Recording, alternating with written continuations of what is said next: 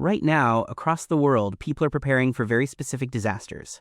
Some are stocking canned beans because they're convinced World War III is days away. Others are shorting Nvidia because the AI bubble has to pop eventually. A few are even buying commercial real estate debt because they think they're smarter than the last guy who tried that. They're all gonna miss it because the real crisis, the one that could actually break everything, is happening somewhere so boring, so invisible, that even Wall Street barely watches it. Let's run through the greatest hits of what everyone's freaking out about. AI bubble. Nvidia trades at 50 times earnings. Palantir? 400. Datadog? Also over 400. These aren't investments anymore. They're pre-orders for a future that hasn't arrived yet. Commercial real estate. $1.5 trillion in loans maturing. Office vacancies in San Francisco higher than the city's fog cover. Someone's gonna eat that loss. Probably not the guy who structured the deal. World War III, Taiwan, Iran, Ukraine. Take your pick. The geopolitical bingo card fills up faster than anyone can mark it. Recession. The yield curve's been inverted longer than a yoga instructor's playlists. The Sun rule is flashing. All the classic indicators are doing their thing. And of course, whatever chaos is happening in Washington this week. You've got a friend who just bought a bunker, another who shorted Tesla for the 4th time this year. And somewhere on Reddit, a guy is explaining why Dogecoin will become the global reserve currency. And honestly, at this point, you're too tired to argue. But here's the thing. While everyone's preparing for the loud disasters, the real crisis is happening somewhere so boring, so invisible, that even Wall Street barely watches it. The US Treasury Market. $30 trillion. Actually, $30.2 trillion if you're counting. That's where the American government borrows money. It's considered the safest asset on the planet. The risk-free rate. The baseline for everything.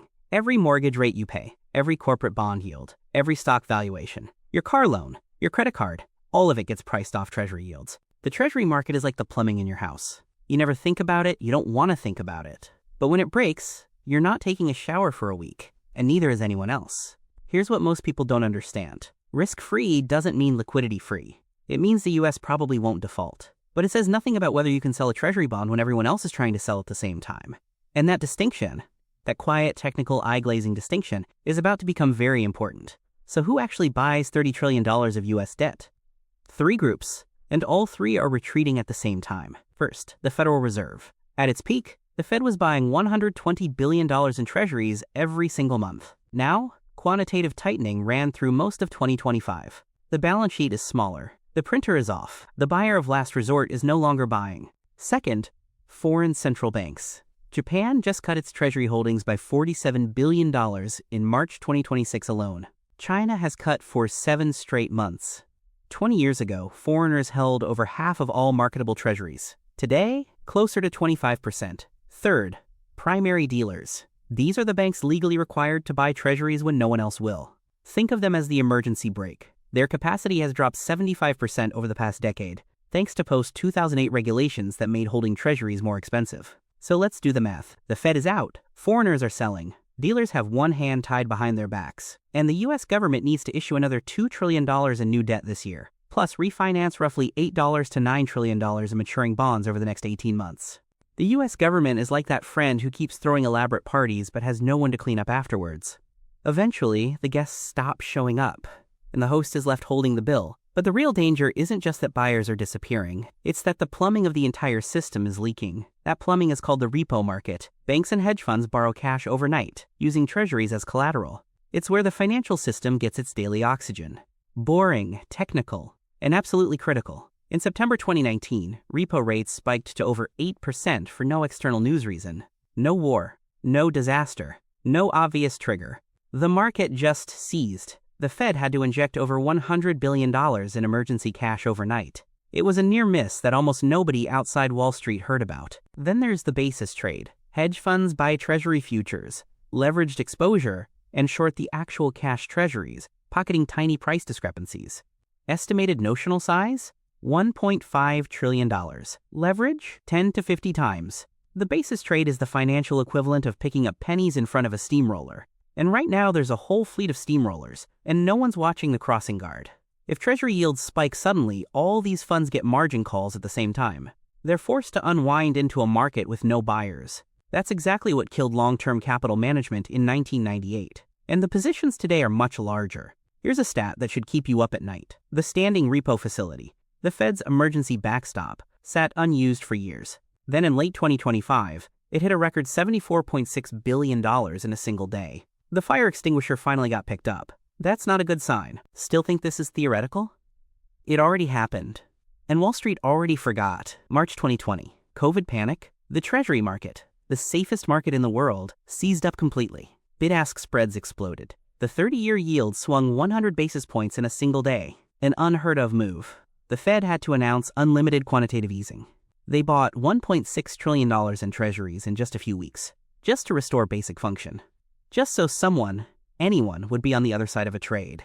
That happened while the Fed was a buyer. Next time, the Fed will be on the sidelines. QT just ended, but inflation is still above target. The printer is in the shop, and no one's sure when or if it's coming back. Former Treasury Secretary Larry Summers put it this way: the Treasury market is the most important market in the world, and it's become the most fragile. That's not a conspiracy theorist. That's a guy who ran the U.S. economy. A very short list. Ray Dalio has been warning about a, quote, balance sheet recession for years. Stanley Druckenmiller called the Treasury market the biggest bubble he's ever seen.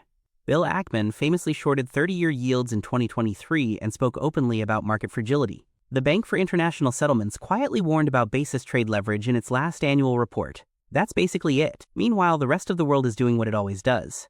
TikTok traders are buying AI puts. Bunker preppers are stockpiling silver and canned chili. Redditors are convinced the next meme coin will save them. Cable news is obsessing over the election or the latest geopolitical headline, because those stories get clicks. On Reddit right now, someone is asking if they should put their entire 401k into a meme coin called Treasury Glitch. Because of course they are. That's where we are. If a Treasury liquidity crisis hits, your portfolio of canned beans and silver coins won't save you.